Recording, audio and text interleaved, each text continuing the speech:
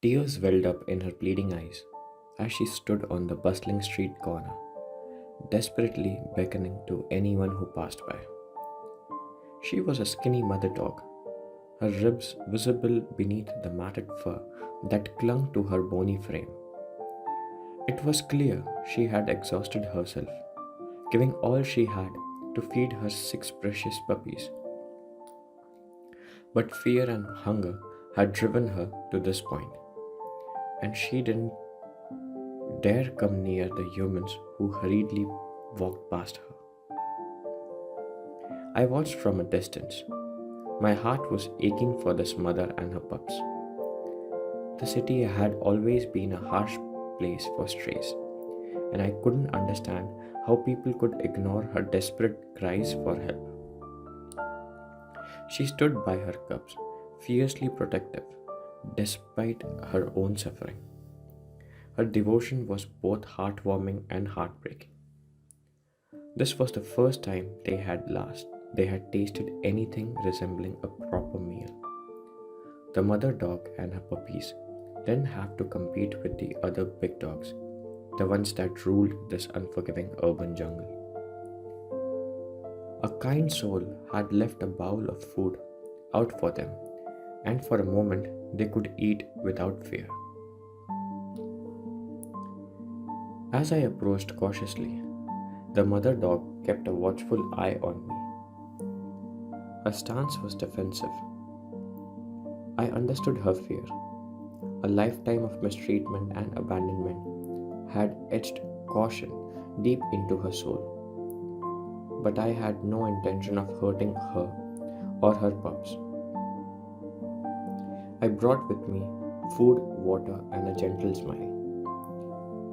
The mother dog, still wary, observed my every move from afar. Her eyes were a mix of distrust and longing torn between her instincts to protect her young and a desire for nourishment. As I placed the food before her, I took a step back, giving her space to approach. She cautiously inched closer, her nostrils quivering as they filled with the scent of the food. The puppies, sensing her shift in disposition, ventured closer to the feast, their tiny tails wagging with excitement. It was a moment of relief seeing them eat heartily, their tiny bodies gaining strength.